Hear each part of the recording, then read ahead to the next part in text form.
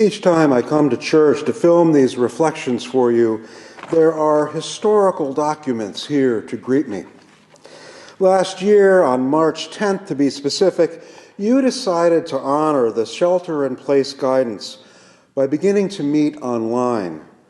Announcements left on the podium from the Sunday before, March 8th, include one for a tamale sale to benefit a family of an immigrant, a plug for the second Saturday coffee house that would have taken place on March 14th, and Sunday, Calories for a Cause, highlighting that day's celebration of gratitude for everyone who contributed to the pledge drive.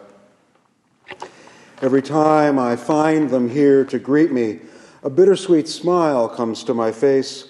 How wonderfully everyday these notices are, even as they point to all we've lost out on during these past 12 and more months. This morning, I want to talk to you about how we can best move forward with our core values intact in light of the long year we've all endured and all that we are continuing to endure.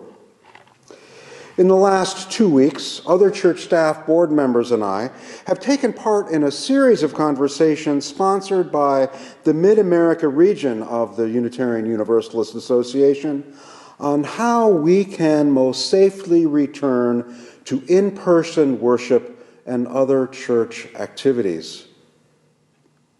There is no single or simple solution, sadly. No one-size-fits-all answer.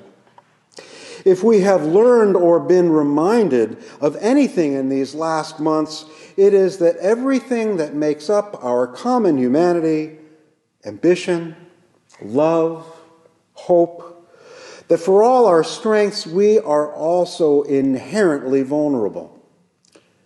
As a lifelong Unitarian Universalist, somewhere along the line I picked up the phrase, "Our congregations are where we learn what it means to love." That's been our chief task this last year or more, hasn't it? Learning what it means to love. We've needed to adapt and change how we come together, but all of this has been in service to keeping one another as safe as possible so that we can continue to, hearkening back to the lyrics of a 19th century hymn, make channels for the streams of love. Today, the key issue before us and the world is equitable access to vaccines. And I'm worried about places elsewhere like Brazil, where it seems COVID-19 is now out of control or close to it. If ever there was an example of how important good governance is, COVID-19 has provided it. But I digress. We're here to gather as members of a faith community. Our congregations are where we learn what it means to love. And while that may sound a bit overblown, there is some real truth to it. At the very least, it's always worth aspiring to. Sometimes I forget how important that is. The proverbial fish can't describe what water is because water is all it knows. I was an undergraduate when a fellow student showed me that not everyone was brought up with a liberal religious understanding of love. I was living in a co-ed dorm, and for the first time in my life, I had sisters. In the middle of her first year, one of the young women on the floor fell for a very attractive sophomore, but after a couple months came a painful breakup. "What happened?" I asked her. "I realized that love wasn't enough," she replied. "What do you mean?" "I learned that you need respect, too. But I thought respect was part of love."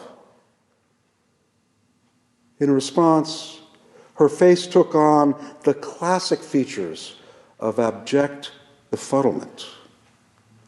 I want to be careful even now not to judge the woman, but it was as if love for her was only of the romantic comedy kind. I want to be careful, even now, not to judge the woman, but it was as if love for her was only of the romantic movie kind. I can't help but think that our whole lives' human sexuality curriculum would have been as valuable to her as its predecessor, About Your Sexuality, was for me. I tell that story because as we begin to move into more of us being vaccinated, we're going to need to hold close to our values to help us navigate our way forward in a way that is just and right for more than just ourselves. Love, respect, those will be our best guides in the days and months to come.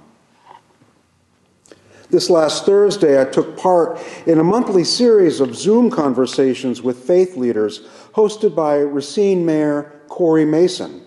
I think many of you know him.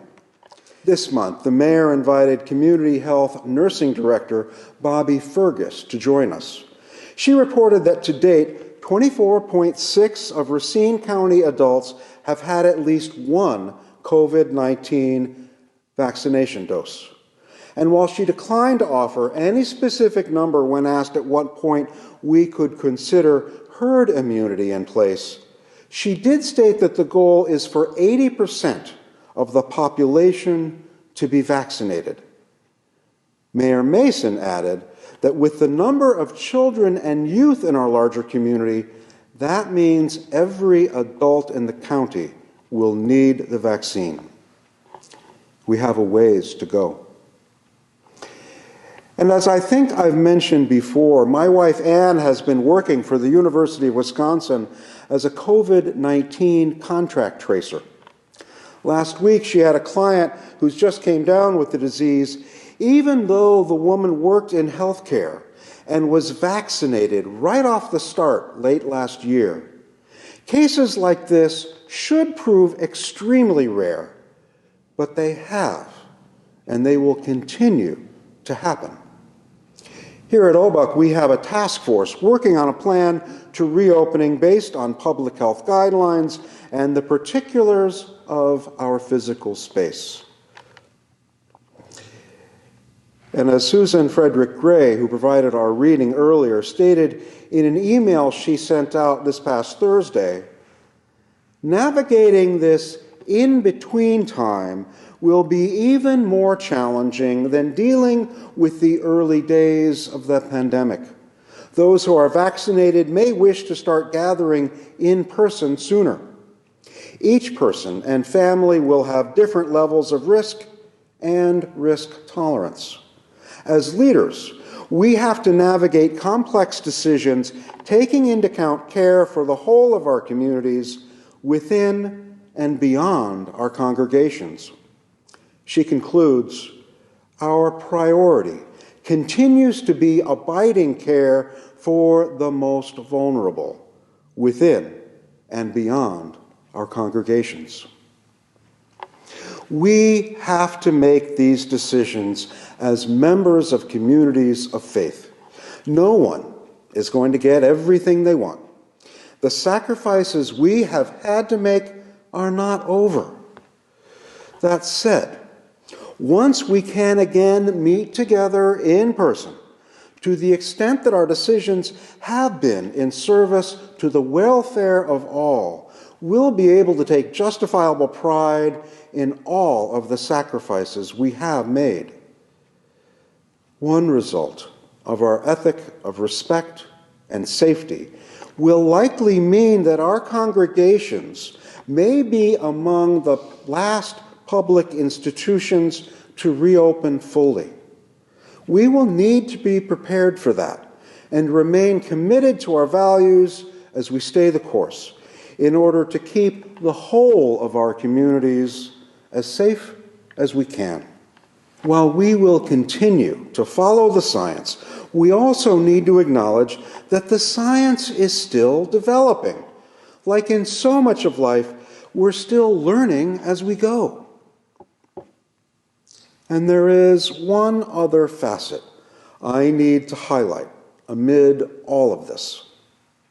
A few weeks ago, I was talking with a group of church leaders about how and when our churches might best and most safely reopen.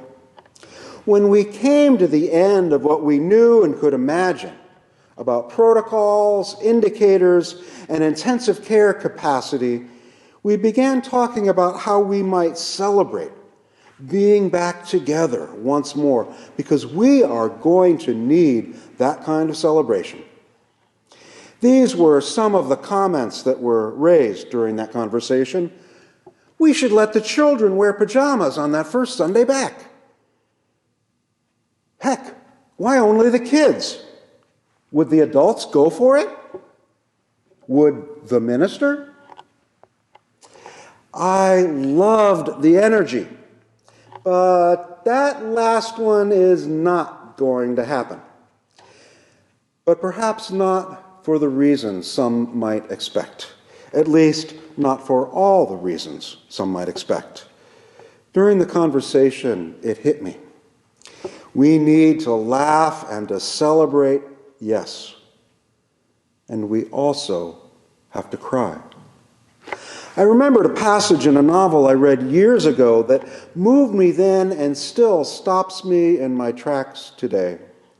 The novel is Günter Grass's The Tin Drum, a reflection on war-torn Poland from the eyes of Oscar, a soul who grows old in the body of his young childhood self. The scene is post-World War II Gdansk, then called Danzig, a large industrial city on the Baltic coast. Oscar is working at a basement jazz club named the Onion Cellar. In the post-war city and following a lengthy Nazi occupation, the secret of the club was this. The proprietor placed at every seat a cutting board, a knife, and an onion, all covered with a cloth napkin. When everyone was seated and ready, the proprietor theatrically called out, "Ready, set, go!" inviting folks to uncover their onions and start peeling and slicing them. Some did so awkwardly, being unaccustomed to kitchen rituals. Others lit into their onions with the grace born of long experience. But before long, all had tears streaming down their cheeks. What's the word? Catharsis. The bodily reaction to the aerosolized onion juice, or whatever specific scientific cause that prompts our tears, this triggered tears long held deeply within. The losses, injustices, and hardships of war, survivor's guilt, hopes and lives crushed, and for what? For all this and more, those fictional characters cried and cried together. In the words of the not-so-young anymore Oscar, a true community formed when, to your left and right, others from all fields were weeping along with you.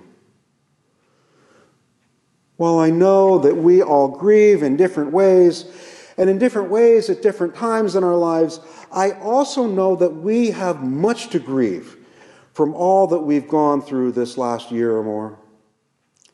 What would it be if we cried together for all we have struggled through and lost during this time? The first person I knew to die from COVID-19 likely contracted it from attending a memorial service. My grief for Tony is wrapped up with outrage still. I know I could use the cleansing of body and spirit some onion juice might prompt.